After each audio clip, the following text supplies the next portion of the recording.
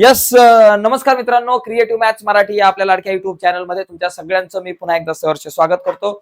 परीक्षा कुठलीही असू द्या, बोर्डाची परीक्षा असू द्या किंवा आपली इयत्ता 10वीची पूर्व परीक्षा असू द्या, प्रत्येक परीक्षेमध्ये आपले विद्यार्थी नेमके कुठल्या प्रकारच्या चुका करतात आणि त्या आपण कशा टाळल्या पाहिजेत जेणेकरून आपल्याला बोर्डाच्या परीक्षेमध्ये चांगले मार्क मिळतील. 2026 ची बोर्डाची परीक्षा असू द्या किंवा आता येणारी आपली पूर्व परीक्षा असू द्या. मित्रांनो, अतिशय इम्पॉर्टंट व्हिडिओ आहे.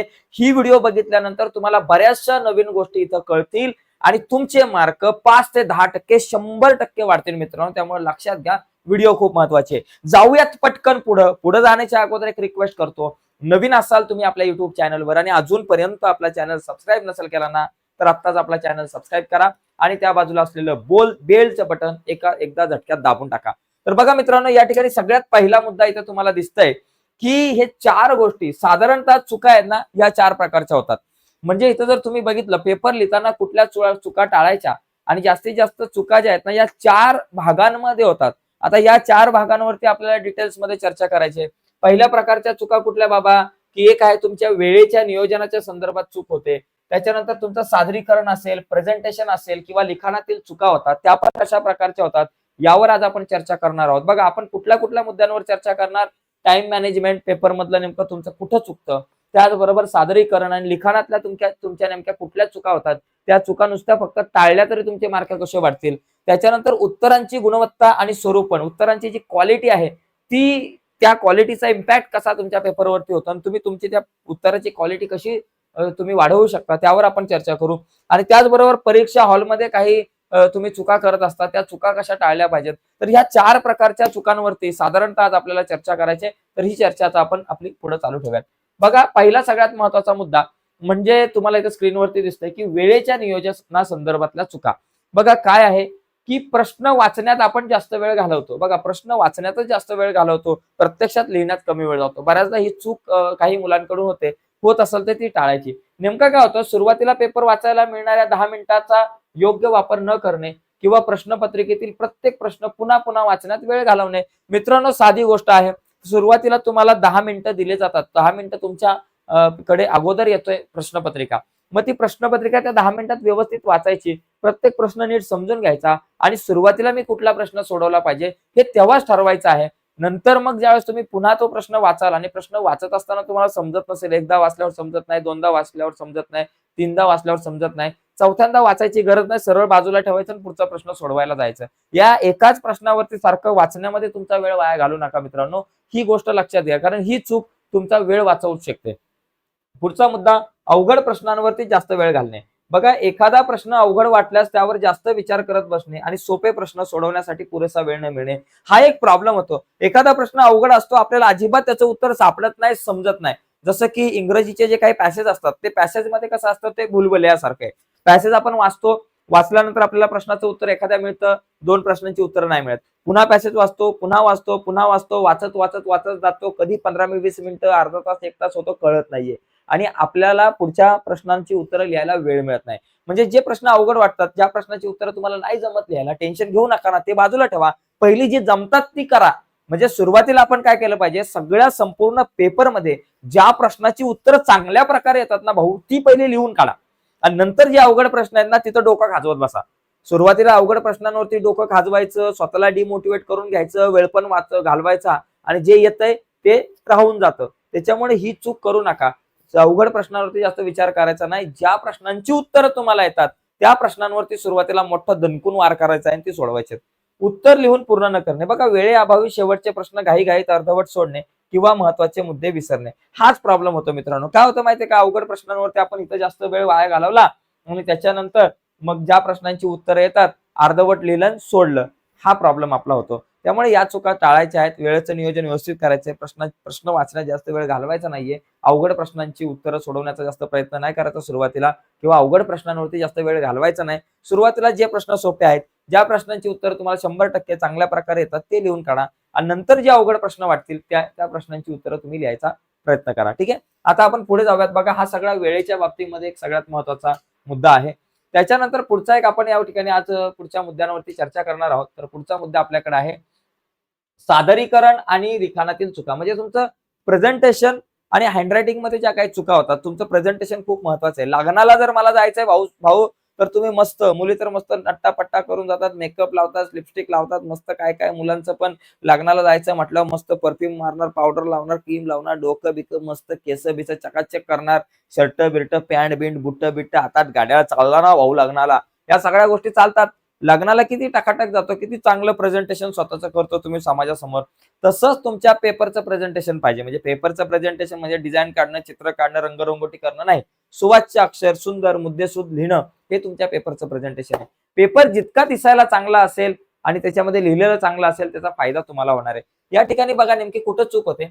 अवाचनीय किंवा अस्पष्ट हस्ताक्षर. मित्रांनो, तुमचं हस्ताक्षर आहे ना खूप घाईघाईत लिहिल्यामुळे किंवा अक्षरांकडे दुर्लक्ष केल्यामुळे उत्तर तपासणाऱ्याला तुमचं लिखाण वाचता येत नाही.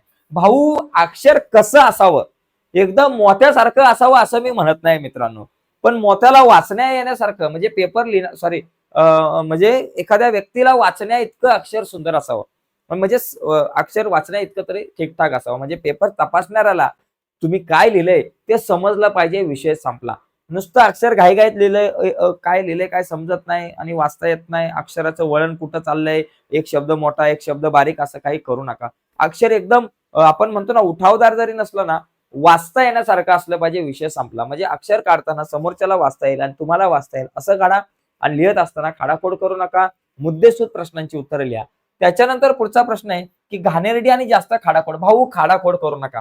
बघा काय होतं माहितीये का, जास्त खाडाखोड केल्यास पेपरचा एकूण देखावा म्हणजे प्रेझेंटेशन खराब होतं आणि उत्तर तपासणाऱ्यावरती नकारात्मक परिणाम होतो. खाडाखोड करताना समजा चुकलं तर काय असा असा असा असा पार करून टाकतो भाऊ, नको ना. चुकलं ना बाबा, खाडाखोड करायची, एक रेष मारा, संपला विषय. बघा किती चांगलं वाटतंय, एक रेष मारल्यावर किती चांगलं वाटतंय. आणि इथं बघा मी असं खाडाखोड केली, हे कसं वाटतंय, काय वाटतंय, वरच दिसायला चांगलं वाटतं. खाडाखोड, एक रेष मारा, संपला विषय, डोक्याला ताप नको. ओके. त्याच्यानंतर पुढचा मुद्दा बघा, अव्यवस्थित मांडणी. आता बघा प्रश्नांचे क्रमांक, उपप्रश्नांचे क्रमांक योग्य ठिकाणी न लिहिणे किंवा विभागांची सुरुवात नवीन पानावर न करणे. बघा काय होतं माहितीये का, बऱ्याचदा इथं प्रेझेंटेशन मध्ये एक प्रॉब्लेम असतो, अव्यवस्थित मांडणी. तुम्ही प्रश्नांच्या उत्तरांची मांडणी पण चुकीची करता. ज्यावेळेस एखादा प्रश्नाचं उत्तर लिहित असताना जर तुम्ही इतिहास लिहित असाल, विज्ञान लिहित असाल तर पॉईंट वाईज लिहिलं पाहिजे. पहिला मुद्दा, दुसरा मुद्दा, तिसरा मुद्दा छानपैकी पॉईंट वाईज लिहिलं पाहिजे. मराठीच्या, इंग्रजीच्या, हिंदीच्या प्रश्नांची उत्तरे लिहिताना तुम्ही परिच्छेदामध्ये लिहायचा प्रयत्न केला पाहिजे. तर ही मांडणी प्रत्येक विषयांच्या संदर्भात ती वेगवेगळी असते. जसं की विज्ञानाचा विषय असेल तर तुम्ही प्रश्नांचं उत्तर लिहिताना काही ठिकाणी, ठराविक ठिकाणी तुम्हाला आकृत्या काढाव्या लागतील. ओके. इतिहास भूगोलामध्ये तुम्हाला मुद्देसूद लिहावे लागतील किंवा काही तक्ते काढायची आवश्यकता भासू शकते. त्यानंतर सगळ्यात महत्वाचा प्रश्न आहे ना, प्रश्नाचे क्रमांक. भाऊ, आपली पोरं व्यवस्थित लिहित नाही कधी कधी. प्रश्नाचे क्रमांक, प्रश्नांचे उपक्रमांक सुद्धा आपण व्यवस्थित लिहित नाही. प्रश्न क्रमांक 5व्यातला दुसरा आहे, तिसरा आहे, कधी कधी 5व्यातला दुसरा लिहायचा तर तिथं पहिला आकडा येतो, तर ते आकडे जरा व्यवस्थित टाका. आणि नवीन प्रश्न नवीन पानावरती.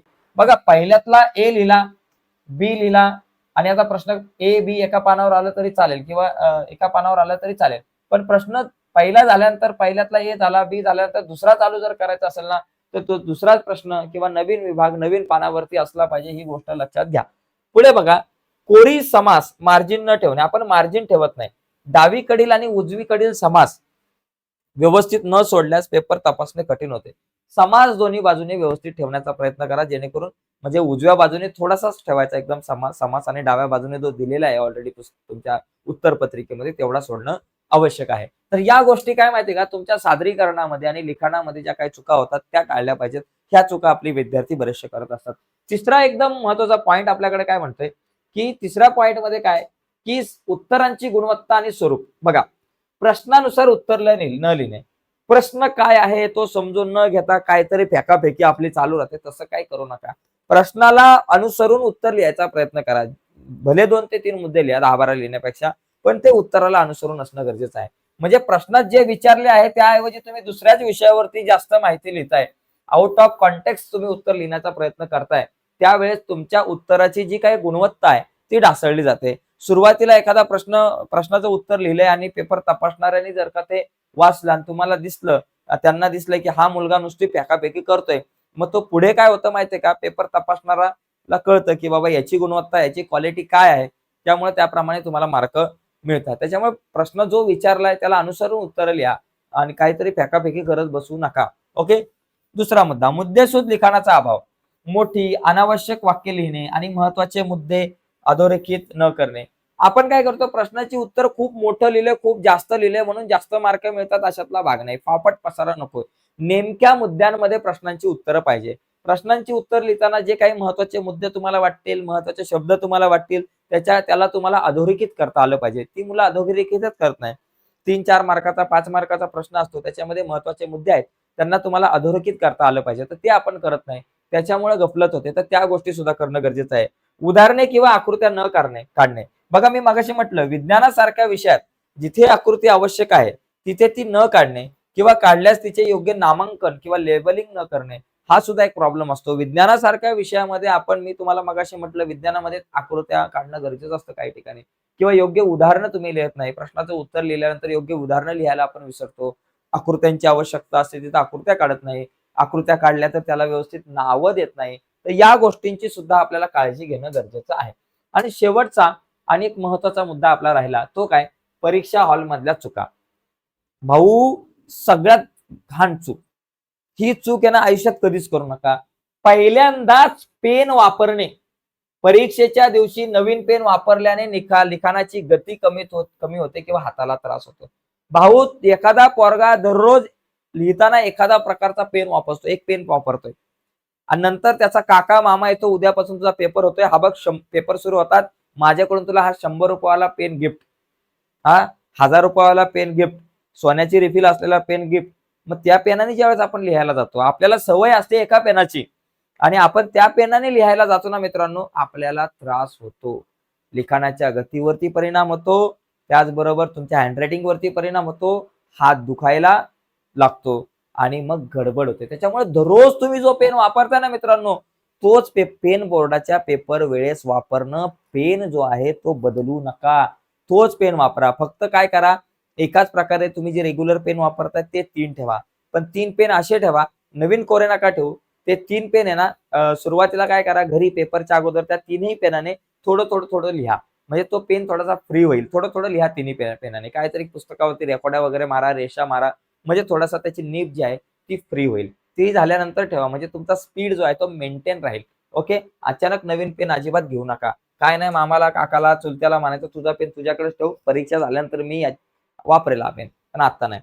घाईत उत्तरपत्रिका तपासणे.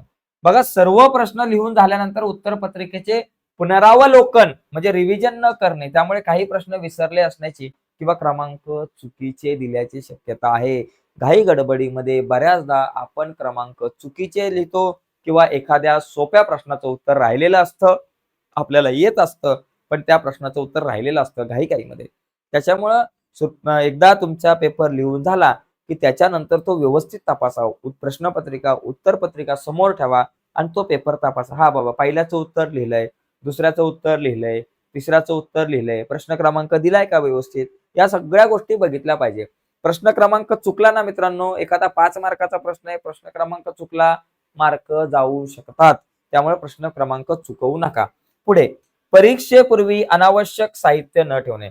कंपास, पट्टी, पेन्सिल, प्रवेशपत्रक इत्यादी गोष्टी वेळेवर न मिळणे आणि इतरांकडून मागायला लागणे. बघा मित्रांनो, आवश्यक साहित्य न ठेवणे म्हणजे आवश्यक, परीक्षेपूर्वी ज्यावेळेस तुम्ही परीक्षा हॉलमध्ये जाता त्यावेळेस जी काही आवश्यक गोष्टी त्याच्यामध्ये तुमचं बघा काय असतं, कंपास असेल, पट्टी असेल, पेन्सिल असेल, प्रवेशपत्र, या सगळ्या ज्या काही गोष्टी आहेत ना मित्रांनो, या सगळ्या गोष्टी व्यवस्थित सोबत ठेवणं खूप गरजेचं आहे. ओके. ज्या तुम्हाला पेपरसाठी लागणाऱ्या आहेत. नाहीतर मग हाय बाबा, आकृती काढायची वेळ आली भूमितीमध्ये आणि गाण्याकडून मागतोय तुम्ही कंपास. गाण्या कंपास दे रे बाबा, मी नाही आणली. माझा पेनच संपलाय, रिफिलच संपले, गडबड झाली. घड्याळ पण सोबत ठेवणं खूप गरजेचं आहे. घड्याळ पण सोबत ठेवा, कारण किती वेळ झाला, किती नाही झाला माहिती नाही. कधी-कधी परीक्षा हॉलमध्ये किंवा त्या सेंटरमध्ये घड्याळ असतं की नसतं माहिती नाही. कधी असतं, कधी नसतं. कधी असलं तर बंद असतं. त्याच्यामुळे आपलं घड्याळ सोबत ठेवायचं, जेणेकरून तुम्हाला व्यवस्थित टायमिंग लावून तो पेपर सोडवता येईल. ठीक आहे. तर मित्रांनो, आजच्या चर्चेमध्ये इथेच थांबूयात. नेमक्या कुठल्या चुका बोर्डाच्या परीक्षेमध्ये आपल्याकडून होत राहतात त्यावर आपण चर्चा केली. नक्कीच तुम्हाला ही व्हिडिओ आवडली असेल. व्हिडिओ आवडली असेल तर व्हिडिओला लाईक करा.